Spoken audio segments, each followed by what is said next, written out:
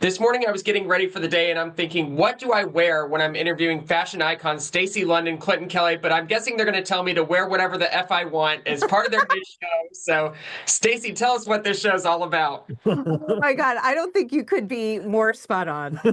It's very funny that you say that, but I give Clinton all the credit. He is the one who came up with this idea to really kind of refigure what it means to have a makeover. And instead of taking people who, against their will sometimes, who've been nominated by friends and family because they're so worried about the way this person dresses, now they self-nominate and they're looking to create a larger sense of confidence in their life or be able to find a way to feel that confidence to be able to do other things. So they come to us with their fantasy and we just help guide them, which is very different from what we told people to do on What Not to Wear.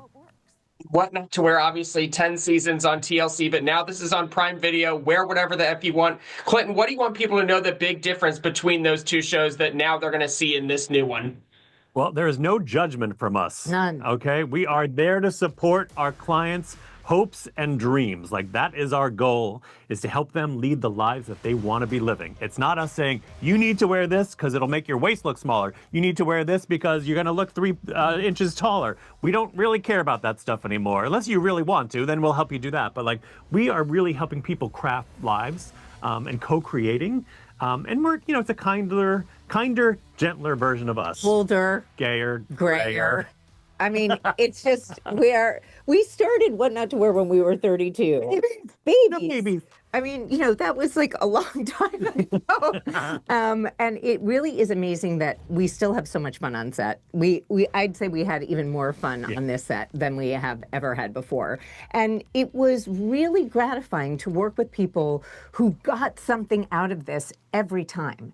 And I also think that this kind of kinder, gentler approach is really what we need in the world right now. It is great escapism. It is so hopeful, and it really does make you feel like you can do what you want to do. You can look the way you want to look. It's not as hard as you think. You are so right about that. And Clinton, obviously we're going to get to meet these contestants over these episodes. What can you kind of preview about who we're going to meet and find out their style journey on this show? I mean, there are people who wanted to look like rock stars. There are people who wanted Dolly Parton. I forgot about that. Yeah. People who want to look like Cher from Clueless. Yeah. Oh, Cher Horowitz, not Cher. Okay.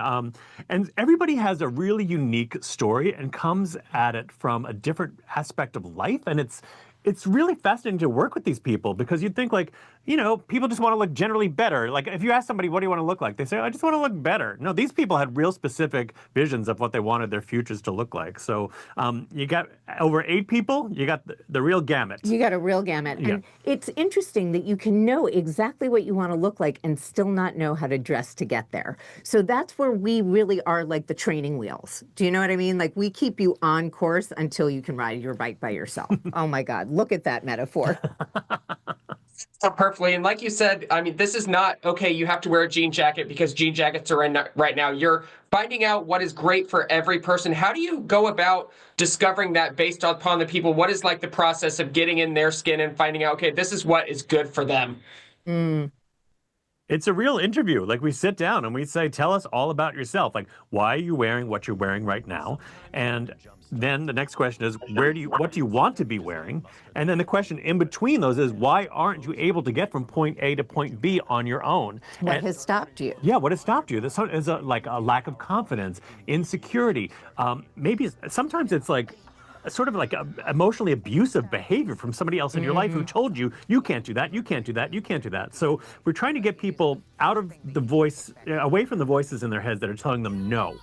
And just experiment with a fantasy style.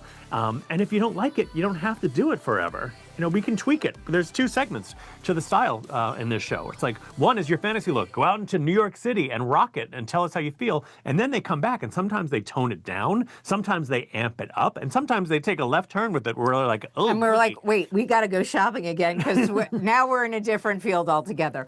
But that's the exciting part. It really is that we are taking that direction rather than being like, what should we put them in? An A-line skirt, a pointy toe shoe?